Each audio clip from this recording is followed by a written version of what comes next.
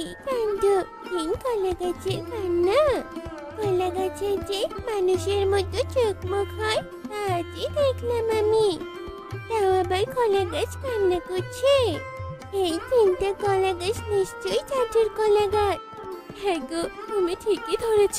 আর এভাবে পড়ে থেকে জল তেষ্টায় মরছি আমি। তুমি কি আমাদের নিয়ে কোথাও একটু রোপণ করবে?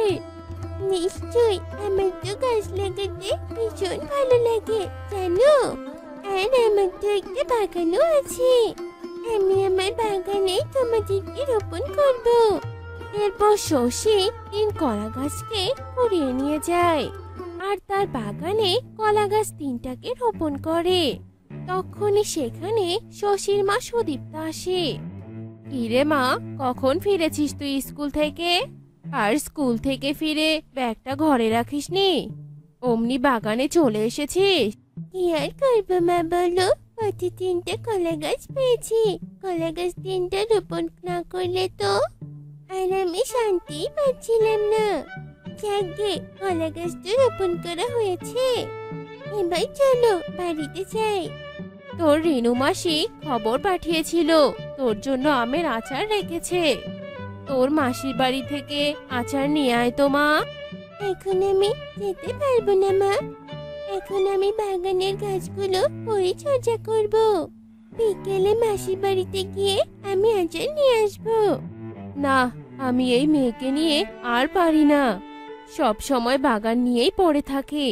আমার মেয়ে যে এত গাছপ্রেমী হয়ে উঠবে তা আমি কল্পনাও করতে পারিনি। কি কাণ্ড!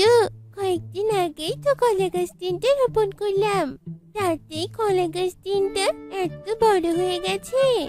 সত্যি তিন কলা গাছকে দেখে আমি বড্ড অবাক হচ্ছি। বিধাতা আমাদেরকে ভালো মানুষের কাছেই পাঠিয়েছে। তবে এবার জল দাও তো, আমাদের বড্ড জল তেষ্টা পেয়েছে। কলা গাছের কথা শুনে শশী গাছের গোড়ায় জল দেয়। আর জল দেয়া শেষ করে শশী আচার আনার জন্য তার মাসির বাড়িতে যায়। আর আচার নিয়ে ফেরার সময় শশীর সাথে তার বান্ধবী সীমার সাথে দেখা হয়। কি রে শশী, কোথায় গিয়েছিলি? আর তোর হাতে এগুলো কি রে? মাসির বাড়িতে গিয়েছিলাম রে সীমা, মাসি আচার নিয়েছি কৌটোতে করে। ও মা, তাই নাকি রে? তবে একটু আচার দে তো আমায়। খেয়ে দেখি কেমন স্বাদ হয়েছে। সেই স্বাদ হয়েছে তোর আচারগুলো। বলছি শশী, আমাকে আরেকটু আচার দে তো।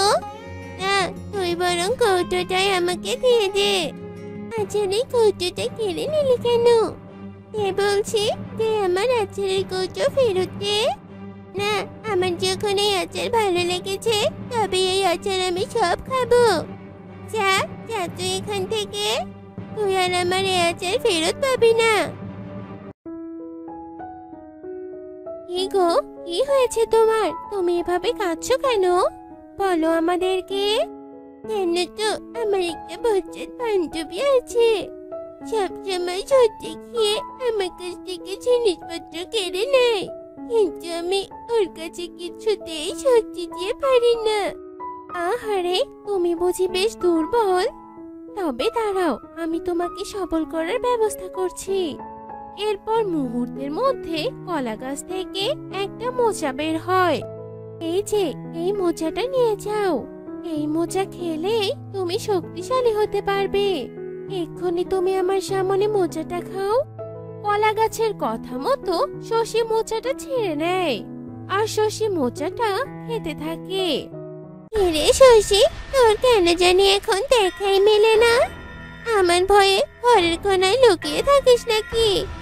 আসলে তোর দেখা না পেয়ে আমি এখানে চলে এলাম আচারের কৌটোটা দিতে। শয়তান মেয়ে, সত্যি কি আমার আচার নিয়ে গেছিস? আবার আজ আমাকে ভেঙচি কাটছিস? তবে রে বাবা, তবে তুই আমাকে জোর দেখাচ্ছিস। দাঁড়া, আজ তোর 12টা বাজাবো আমি। আর শশী সীমাকে জোরে ধাক্কা দিয়ে ফেলে দেয়। এসব কাণ্ড সুদীপ্তা দেখতে পায় আর সুদীপ্তা সেদিকে আসতে থাকে। শয়তান মেয়ে, তোর এত শক্তি হয়েছে, তুই আমাকে ধাক্কা দিয়ে ফেলে দিলি।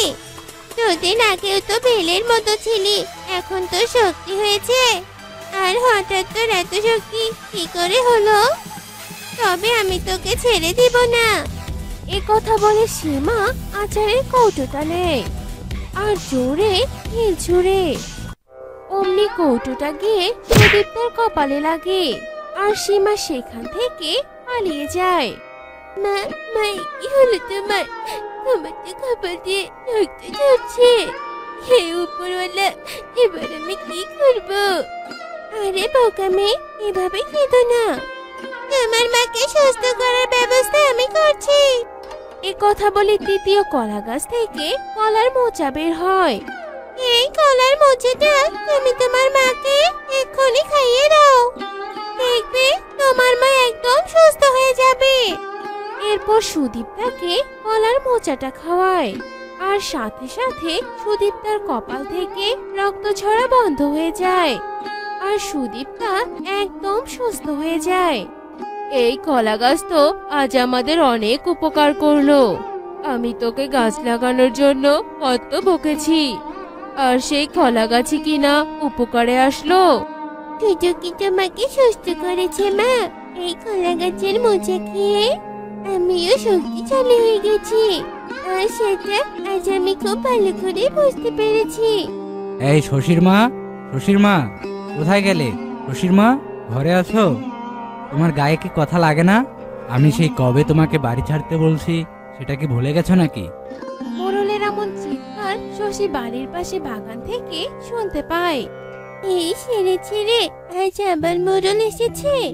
বাড়ি বন্ধুকের টাকা ফেরত দিতে পারিনি বলে মোড়ল বাড়ি ছেড়ে দিতে বলেছিল, আর যদি টাকা দিতে না পারি তবে মোড়ল আজকে বাড়ি থেকে বের করে ছাড়বে। এত ভয় পেও না গো, আমি তো আছি। এই যে এই মোচাটা নাও গো, এই মোচার ভেতরে অনেকগুলো সোনার মুদ্রা আছে। এই সোনার মুদ্রা দিয়ে তুমি তোমাদের সমস্যা মেটাও, যাও। এরপর শশী কলা গাছ থেকে মোচাটা নেয় আর সুদীপ তার কাছে যায়। মোড়ল মশাই, আপনি একটু ধৈর্য ধরুন, আমি এক্ষুনি আপনার টাকা ফেরত দিচ্ছি। মা, তুমি আমার সাথে একটু ঘরে চলো তো। এরপর শশী সোনার মোচা ভেঙে অনেকগুলো সোনার মুদ্রা বের করে। মা, এই কলার মোচা আমাকে কলা গাছ দিয়েছে। এবার তুমি এই মুদ্রা থেকে প্রয়োজন মতো সোনার মুদ্রা নিয়ে মোড়ল মশাইকে দাও। আচ্ছা রে মা, তুই চল আমার সাথে। মোড়লকে বিদায় করে আমরা 3 কলা গাছের কাছে যাব। এরপর সুদীপ্তা ও শশী বাগানে গিয়ে দেখে 3 কলা গাছের জায়গায় 3 পরী দাঁড়িয়ে আছে। এত অবাক হওয়ার কিছুই নেই, আমরা 3 জন অভিশাপের কারণে কলা গাছ হয়েছিলাম। তোমাদের সাহায্য করতে পেরে আমরা অভিশাপ মুক্ত হয়েছি। তোমাদের প্রতি আমরা অনেক কৃতজ্ঞ গো। আমরাও তোমাদের প্রতি অনেক কৃতজ্ঞ, কারণ তোমরা আমাদেরকে অনেক বড় বড় বিপদ থেকে রক্ষা করেছো। তবে এবার আমরা চলি গো, পরিরাজ্যে যে ফিরতে হবে। বিদায়। এরপর 3 পরি মিলে উড়াল দেয়। ও দাইমা, কিছু কি হলো? কিছু তো বলছো না। আর একটু সবুর কর মাধব, রাধার অবস্থা খুব একটা ভালো না। কি যে হবে কিছুই বুঝতে পারছি না। এমন কথা বলো না দাইমা, তুমি কিছু একটা করো। আমি আমার মতো করে চেষ্টা করছি, তুই বাইরেই থাক বাবা, কিছু হলেই আমি তোকে ডাক দিচ্ছি। দেখ মাধব, দেখ কেমন ফুটফুটে মেয়ে হয়েছে তোর। কি মেয়ে হয়েছে? রাধা কেমন আছে? অনেক চেষ্টা করলাম, কিন্তু কিছুতেই রাধাকে বাঁচাতে পারলাম না। আমাকে তুই মাফ করে দে বাবা। না, এ হতে পারে না। তুমি আমাকে ছেড়ে যেতে পারো না রাধা।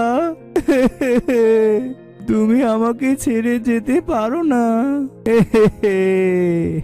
তুমি তো নেই, এই বাচ্চা দিয়ে আমি কি করব? এই বাচ্চাকে আমি কি করে লালন পালন করব রাধা? না না, আমি এই বাচ্চা পালতে পারবো না। তুমি ছাড়া আমিও থাকতে পারবো না। এক্ষুনি আমি এই বাচ্চাকে নদীতে ফেলে আসবো।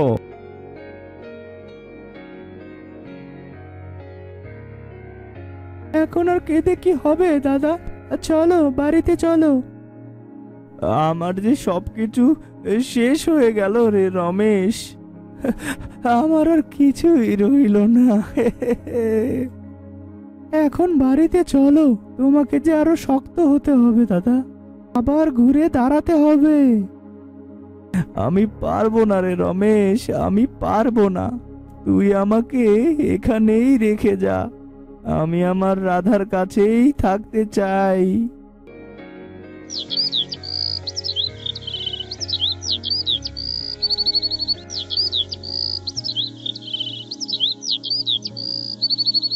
কি রে রমেশ, এই কাঠফাটা রোদের মধ্যে এভাবে কাজ করছিস? বাড়িতে যাবি না? বাড়িতে তো যাবই দাদা, কিন্তু তার আগে কাজটা তো শেষ করতে হবে নাকি?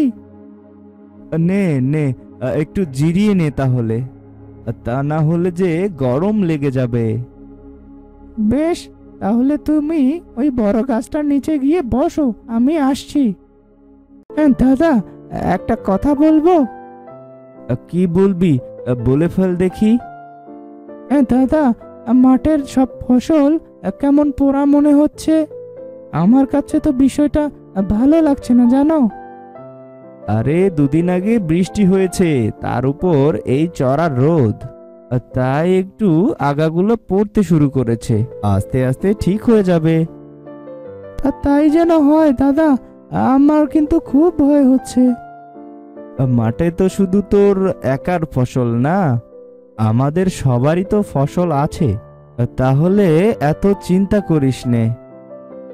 কি করব দাদা, এই চাষবাস করেই যে সংসারটা চালাই, আর তো কোনো উপায় নেই। আমার মতো হলে তো আর কোনো সমস্যাই নেই, চাল চুলোহীন একজন মানুষ। আমি বলি কি দাদা, তুমি আর একটা বিয়ে করো, এভাবে আর কতদিন থাকবে? না রে রমেশ, আর বিয়ে করব না। আমার জীবনে আমি রাধাকে ছাড়া আর কাউকে ভাবতে পারি না। আচ্ছা দাদা, তা না হয় হলো, কিন্তু আমার একটা কথা মাথায় আসছে না। কি কথা বল দেখি। বৌদি তো গর্ভবতী ছিল, তাহলে বাচ্চাটা গেল কোথায়? তুই আবার ওসব কথা তুললি? আমি গেলাম, তুই বসেই থাক। কি গো, তুমি এত তাড়াতাড়ি মাঠ থেকে চলে আসলে যে? কাজ কি শেষ? আর বলো না গিন্নি, মাঠে যা ঠাটা পড়ার রোদ, এ রোদে বাইরে থাকা কষ্টকর গো। মাঠের কাজে তো এটুকু কষ্ট হবেই গো। ও গো, একটা কথা কি শুনেছো? কোনো কথাই তো শুনিনি, তবে সব কথাই শুনবো। তুমি আগে দুটো খাওয়ার ব্যবস্থা করো দেখিনি। ঠিক আছে, তুমি তাহলে হাত মুখ ধুয়ে এসে বসো, আমি খেতে দিচ্ছি। এবার বলো তো দেখি গিন্নি, তখন কি বলতে চাইছিলে? শুনলাম নদীর ওপারে গায়ে নাকি সব চাষিদের ফসল পুড়ে যাচ্ছে, সারা গ্রাম হাহাকার করছে। কি বলো গিন্নি, আমি তো জানি না। তুমি জানবে কি করে? তুমি কি কোনো খোঁজ খবর রাখো নাকি? হায় হায়, তাহলে তো আজই ওপারে একবার যেতে হয়। মাধবটা কেমন আছে কে জানে। এই তো আমি বলে দিলাম বলে তোমার মাধব দাদার কথা মনে পড়লো।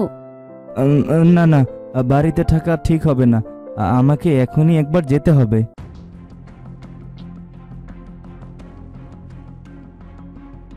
এসব কি করে হলো মাধব? কি হলো এসব?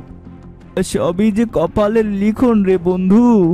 তোরও কি একই অবস্থা হয়েছে নাকি ফসলের?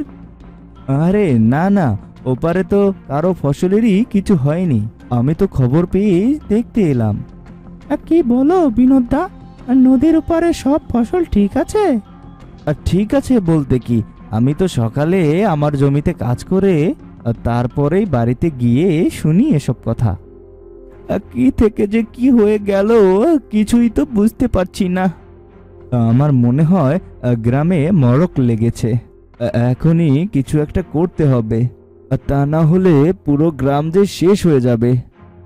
আমারও তো তাই মনে হয় দাদা। কার জন্য হলো, কিসের জন্য হলো, সেটাও আমাদের খুঁজে বের করতে হবে। আমার জানাশোনা এক সাধু বাবা আছে। আমার মনে হয় তার কাছে গেলেই আমরা সব জানতে পারবো। না না, ওসব সাধু বাদুর কাছে গিয়ে কিছুই হবে না। যা করবার আমাদেরই করতে হবে। তুই বুঝতে পারছিস না মাধব, এছাড়া আর কারো কোনো পথ খোলা নেই। ঠিক আছে তাহলে, তোরা যা, আমি যাব না। আমি বরং বাড়িতে যাই। আরে দাইমা, তুমি হঠাৎ এতদিন পরে তা কি মনে করে আসলে? আর বলিস নে রে বাবা, শরীরটা যে এত খারাপ, কোথাও যেতে পারি না, তার ওপর গায়ের এ অবস্থা। বেশ বেশ, বসো তুমি একটু। না না, বসবো না, তুই একটু তোর মেয়েকে দেখাবি বাবা। মা মরা মেয়েটা কত বড় হয়েছে সেটা দেখার জন্যই এত কষ্ট করে আসলাম আমি। কি হলো, নিয়ে আয় মেয়েটাকে। আসলে বুড়িমা, আমি তো মেয়েকে ওর নানি বাড়িতে রেখে এসেছি। তাই তুমি অন্য দিন এসো, ঠিক দেখাবো।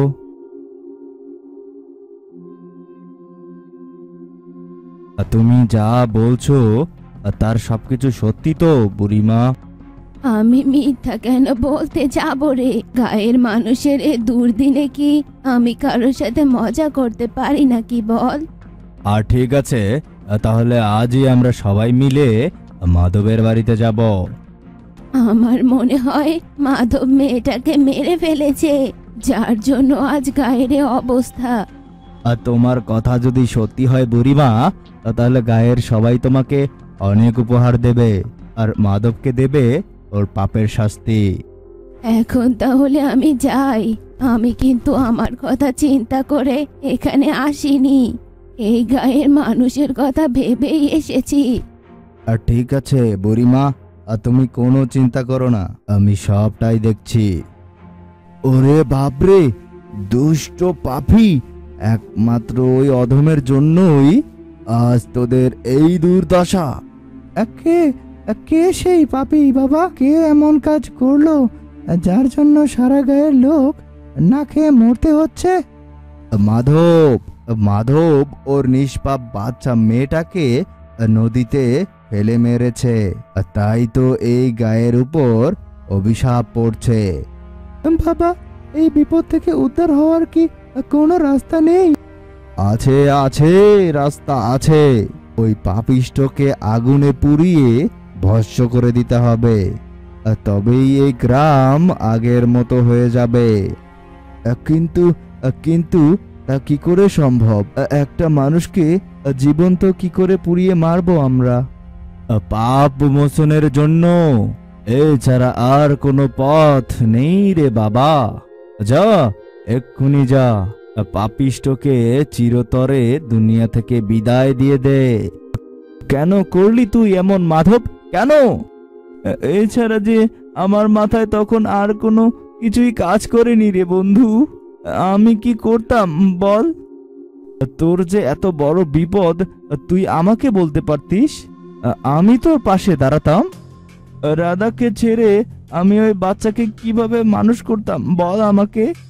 ওকে মানুষ করবার জন্য তো মালতী ছিল। তুই শুধু একবার বলতিস আমাকে, আজ তোর কারণে পুরো গায়ের মানুষের এত বড় ক্ষতি হলো। এসব যদি আমার কারণে হয়ে থাকে তাহলে এর প্রতিদানও আমিই দেব। পাগলামি করিস না মাধব, চল, আমি তোকে অনেক দূরে নিয়ে যাব। গায়ের সবকিছুই আস্তে আস্তে ঠিক হয়ে যাবে। কিছুই ঠিক হবে না বিনোদ, যা, তুই এখান থেকে চলে যা। আপনাদের আর কিছুই করতে হবে না, যার ভুল সে নিজেই বুঝতে পেরেছে। তাই তো পাগলটা নিজেই নিজের জীবন শেষ করে দিল। আহা, আমার এত সুন্দর ফল বাগানের মধ্যে এই পাতাবিহীন গাছ দুটো কোথা থেকে এলো? আমার ফল গাছগুলো কত সুন্দর বড় হচ্ছে। মাঝখানে এমন দুটো আগাছার গাছ, এগুলো কেটে ফেলতে হবে। যেই না এই কথা বলে দিলীপ গাছ দুটোর কাছে যায়, ঠিক সেই সময় সেখানে দুই কন্যা রাধা আর দীপা সেখানে চলে আসে। রাধা আর দীপা দুই অনাথ কন্যা। অনেকদিন আগে দীপা আর রাধার বাবা মা মারা গেছে। কি ব্যাপার কাকু, অযথা এই গাছ দুটো কেন কাটবে? বলছি কাকু, গাছ দুটো যদি এতই অসহ্য লাগে তবে গাছ দুটো আমাদেরকে দিয়ে দাও। তবুও গাছ দুটোকে কেটো না। গাছ দুটোর পাতা নেই তো কি হয়েছে, গাছ দুটো তো এখনো জীবিত আছে। আর এভাবে কাটলে তো গাছ দুটো অনেক কষ্ট পাবে। আহা, তোরা দুই বোন কোথা থেকে এলি? আর আমার জমির গাছ আমি কাটবো? তোরা দু বোন হঠাৎ করে এত দরদ দেখাতে আসলি কেন? তোরা দু বোন গাছ দুটো তুলে নিয়ে যা।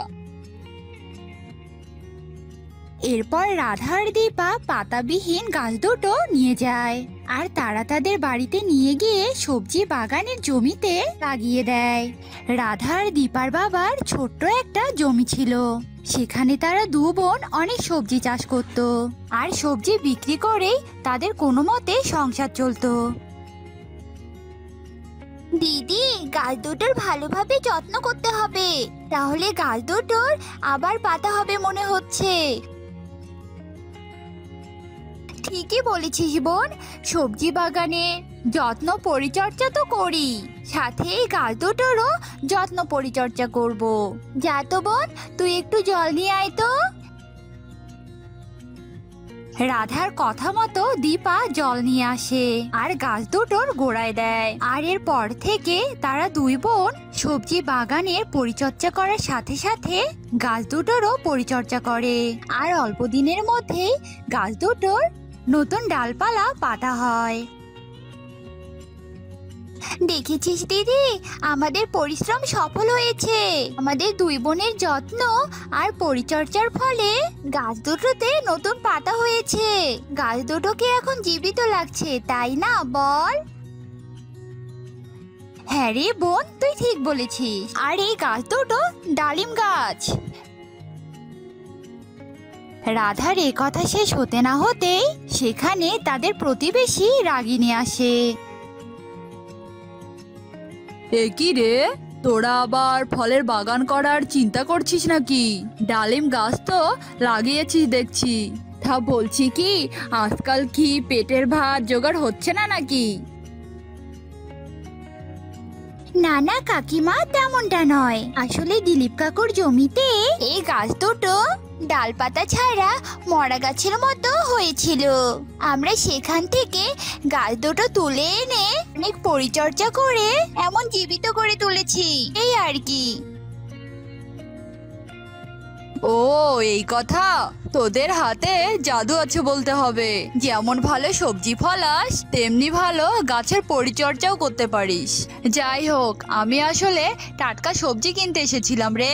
বলছি কিছু সবজি তুলে দে তো আমাকে। এরপর রাধা আর দীপা মিলে সবজি তুলতে থাকে আর বাগান থেকে টাটকা সবজি তুলে নিয়ে টাকা দিয়ে রাগিনী চলে যায়। আর এভাবেই যাচ্ছিল দিনগুলো, কিন্তু হঠাৎই একটা অদ্ভুত ঘটনা ঘটে। দিদি, এই দিদি, দেখেছিস কি অদ্ভুত কাণ্ড ঘটেছে? তাড়াতাড়ি আয় রে দিদি, দেরি করিস না। এই দিদি, দিদি। দীপার চিৎকার শুনে রাধা দ্রুত বাইরে আসে আর দেখে তাদের ডালিম গাছ দুটোতে সোনার আর রূপার ডালিম ধরেছে। কি কাণ্ড, সোনার ডালিম আর রূপার ডালিম! এমন সাধারণ গাছে সোনার ডালিম আর রূপার ডালিম ধরলো কি করে? কি অদ্ভুত কাণ্ড রে বাবা, আমি তো নিজের চোখে বিশ্বাসই করতে পারছি না। অবিশ্বাস করার কিছু নেই গো, তোমরা যা চোখের সামনে দেখছো তাই সত্যি। আমরা অযত্নে অবহেলায় শুকিয়ে কাঠ হয়ে পড়েছিলাম, আর তোমরা আমাদেরকে সেখান থেকে নিয়ে এসে আমাদের যত্ন পরিচর্যা করে আমাদেরকে জীবিত করে তুলেছো। তাই গাছমাতা তোমাদের উপর খুশি হয়ে আমাদেরকে জাদুর গাছে পরিণত করে দিয়েছে। আর এ কারণে আমাদের কাছে সোনার ডালিম আর রূপার ডালিম ধরেছে। এই সোনার ডালিম আর রূপার ডালিম এবার নিশ্চয়ই তোমাদের ভাগ্য বদলে দেবে। এরপর দুই কন্যা গাছ থেকে আর সোনার ডালিম আর রূপার ডালিম বিক্রির টাকায় নিজেদের ভাগ্য বদলাতে শুরু করে। কুড়ে ঘর থেকে ইটের দালান বাড়ি বানায় আর বড় লোকের মতো আরাম আয়েসে দিন কাটাতে শুরু করে তারা। হায় হায়, কি রে এসব আমি কি দেখছি? সবজিওয়ালি দুই কন্যা থেকে মাত্র কয়েক মাসে তোরা এত ধনী হয়ে গেলি? এ তো একেবারে ছাইকুড়ানি থেকে রাজকুমারী। তা বলছি, এসবের পিছনে রহস্য কি বলতো আমাকে? এরপর রাধা আর দীপা মিলে সব কথা খুলে বলে, আর এসব কথা শুনে রাগিনীর মনে অনেক লোভ সৃষ্টি হয়, আর রাগিনী দ্রুত দিলীপের বাড়িতে যায়। হ্যাঁ গো দিলীপ দাদা, আপনি এ কি কাজ করেছেন বলুন তো? নিজের লক্ষ্মীকে পায়ে ঠেলে দিয়েছেন। আজ তো ওই গাছ দুটো আপনার হওয়ার কথা ছিল। দুই কন্যার দুই ডালিম গাছ সোনার ডালিম আর রূপার ডালিম দিয়ে ওই ভিখারিদের ধনী বানিয়ে দিল। তুমি সত্যি বলছো রাগিনী? দুই কন্যার দুইটা ডালিম গাছে সোনার ডালিম রূপার ডালিম ধরেছে? না না, তবে তো ব্যাপারটা হেলাফেলা করা যাবে না। গাছ দুটো এখন আমার দখলে আনতে হবে। এরপর রাগিনী আর দিলীপ মিলে দুই কন্যার বাড়িতে যায়। দিলীপ আর রাগিনীকে দেখে দুই কন্যা ঘাবড়ে যায়। শয়তান মেয়েরা, তোরা আমার কাছ থেকে গাছ নিয়ে এসে এখন সেই গাছে সোনার ডালিম রূপার ডালিম বিক্রি করছিস, ধনী হয়েছিস, অথচ আমার কথাই তোদের মনে নেই। এবার আমার ডালিম গাছ আমি কেটে নিয়ে যাব। এই কথা বলে দিলীপ ডালিম গাছে আঘাত করতে ডালিম গাছ থেকে আগুনের গোলা বের হতে থাকে। তোর এত বড় সাহস, তুই আমার শরীরে আঘাত করিস? আর রাগিনী, তুই এত শয়তান মহিলা! তোকে দুই কন্যা যেই না সত্যিটা বলেছে অমনি কুটনামি করেছিস, তাই না? আমি তোকে অভিশাপ দিচ্ছি, তুই বোবা হয়ে যাবি। আর দিলীপ, তুই আমাকে আঘাত করেছিস, তাই না? আর আমি তোকে অভিশাপ দিচ্ছি, তোর হাত অবশ হয়ে যাবে, তোরা পঙ্গু হয়ে দিন কাটাবি। গাছের অভিশাপ একদম সত্যি হয়ে যায়। দিলীপের হাত অবশ হয়ে যায় আর রাগিনী বোবা হয়ে যায়। এরপর থেকে তারা পঙ্গুক্ত নিয়েই দিন কাটাতে থাকে। দুই কন্যার দুই ডালিম গাছে সোনার রূপার ডালিমের সাহায্যে দুই কন্যা অনেক সুখেই দিন কাটাতে থাকে। এক জঙ্গলে দুই পেতনি বোন বাস করত। একজনের নাম সীতা আর আরেকজনের নাম গীতা।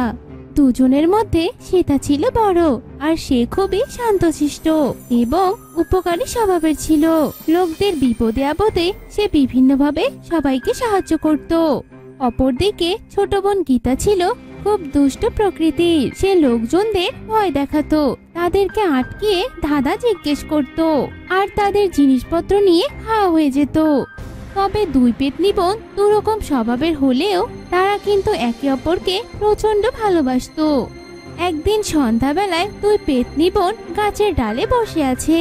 সীতা ঘুমিয়ে পড়েছিল আর গীতা নিচে তাকিয়েছিল। এক সময় সেই গ্রামের এক লোক গঞ্জে থেকে বাজার করে বাড়িতে ফিরছিল, আর সাথে করে একটা বড় মাছ নিয়ে আসছিল। লোকটি যখন হাঁটতে হাঁটতে সেই গাছের নিচে এসে পড়ে, অমনি গীতা লোকটির সামনে এসে পড়ে। কি রে, মাছ নিয়ে কোথায় যাচ্ছিস? আমার এলাকা দিয়ে যাবি আর আমাকে মাছ দিবি না? তা তো হবে না, দে আমাকে মাছ দে। এই বলে তার হাত লম্বা করে লোকটির হাত থেকে মাছটি ছিনিয়ে নিল। লোকটি পেতনিকে দেখে ভয়ে কাঁপছিল। লোক মুখে সে শুনেছে এই জঙ্গলে দুই পেতনি বোন ঘোরাফেরা করে।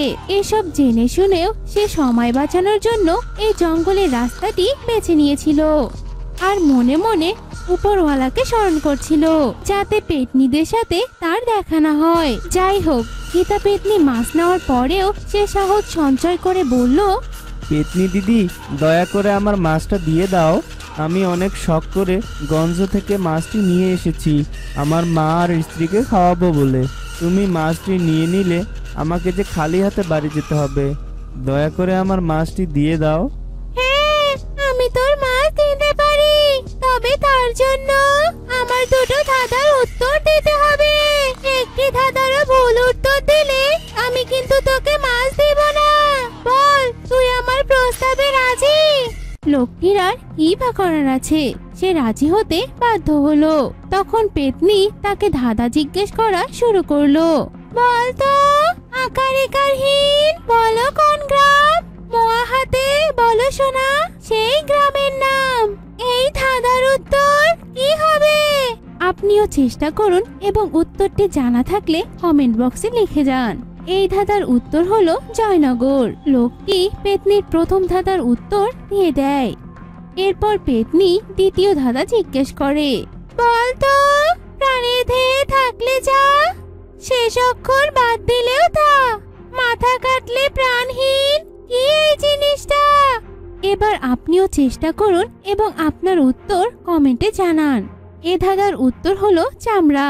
লোকটি কিন্তু পেতনির দ্বিতীয় ধাঁধার উত্তর দিতে পারলো না। তখন পেতনি বলতে লাগলো, এই মাছটি এখন আমার, তুই এখন এখান থেকে চলে যা। এদিকে ওদের কথাবার্তায় সীতা পেতনির ঘুম ভেঙে যায়। সে দেখতে পায় নিচে গীতা আর একজন মানুষ কথা বলছে। সে বুঝতে পারলো নিশ্চয়ই গীতা কোনো ঝামেলা পাকিয়েছে। সে তাড়াতাড়ি সেখানে উড়ে এলো। আরো একটি পেতনিকে উড়ে আসতে দেখে লোকটি এবার প্রচন্ড ভয় পেয়ে গেল। সীতা কাছে এসে লোকটিকে বলল, তুমি ভয় পেও না, কি হয়েছে আমাকে বলো, আমি তোমাকে সাহায্য করব। সীতা পেতনি অভয় দেওয়াতে লোকটি একটু আশ্বস্ত হলো। সে সীতাকে সব কথা খুলে বলল। সব শুনে সীতা গীতার উপর খুব বিরক্ত হলো।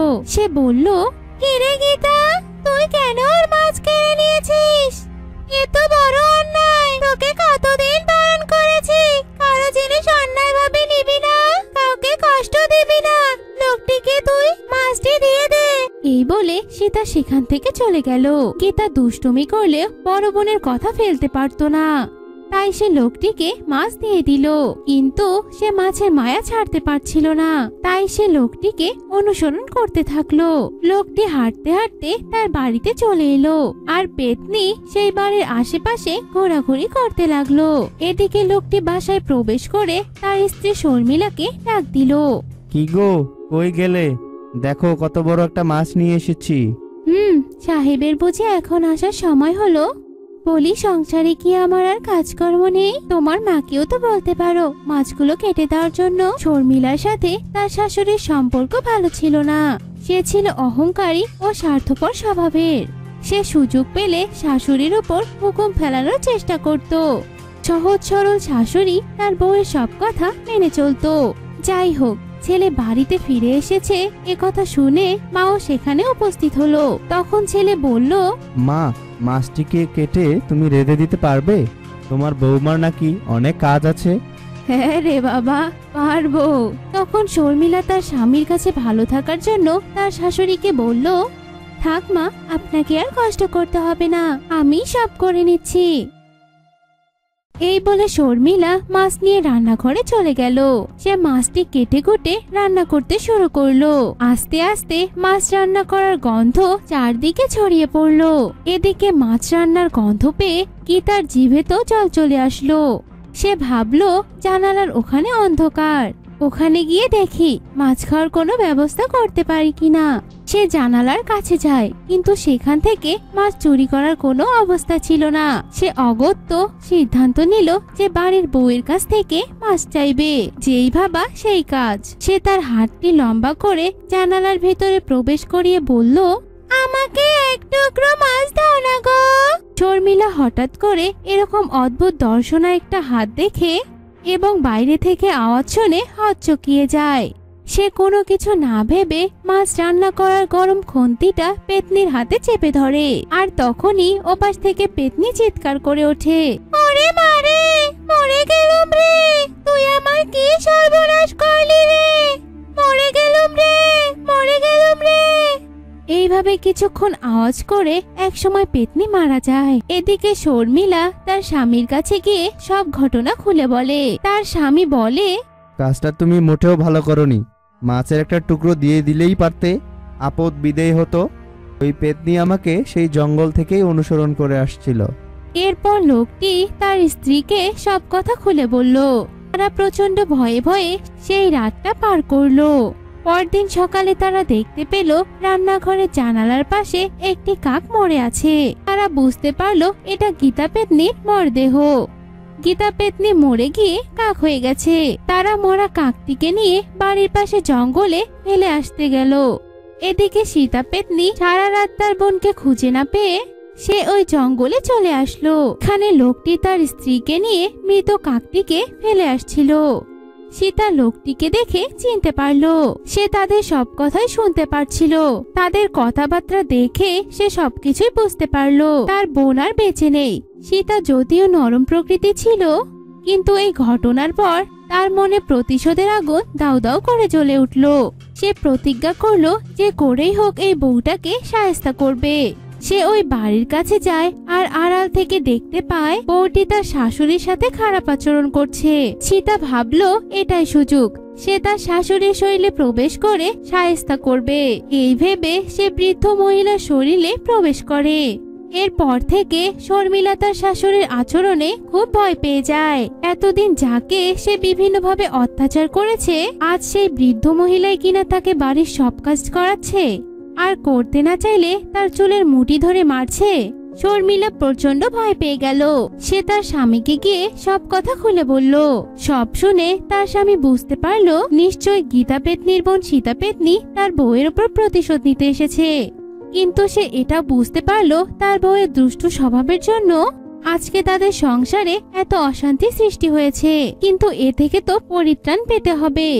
তাই লোকটি একটি তান্ত্রিকের কাছে গিয়ে সব কথা খুলে বলে তার কাছে সাহায্য চায়। সব শুনে তান্ত্রিক বলে, অনেক বড় বিষয়।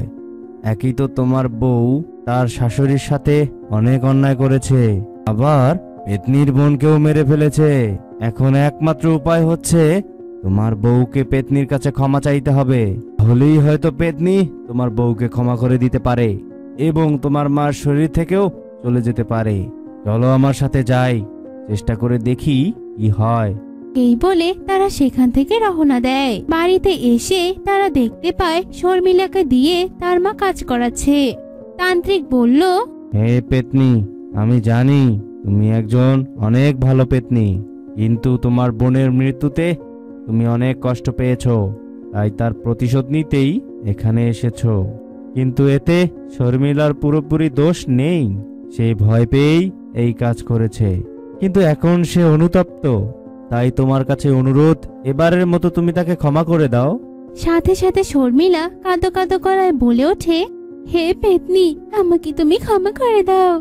আমি না বুঝে এই কাজটি করে ফেলেছি, আর আমি আমার শাশুড়ির সাথে অনেক খারাপ ব্যবহার করেছি। এজন্য আমি অনেক লজ্জিত, আর আমি ওনার কাছ থেকে ক্ষমা চেয়ে নিব। আমি কথা দিচ্ছি এরকম কাজ আর কখনোই করব না। কেউ যদি নিজের ভুল বুঝতে পেরে অনুতপ্ত হয়ে ক্ষমা চায়, তাহলে তাকে ক্ষমা করে দেওয়া উচিত। যা, আমিও তোকে ক্ষমা করে দিলাম। এই বলে পেতনি বৃদ্ধ মহিলার শরীর থেকে বের হয়ে চলে যায়। এরপর থেকে শর্মিলা কোনোদিন তার শাশুড়ির সাথে খারাপ আচরণ করেনি। তারা সবাই সুখে শান্তিতে বসবাস করতে লাগলো।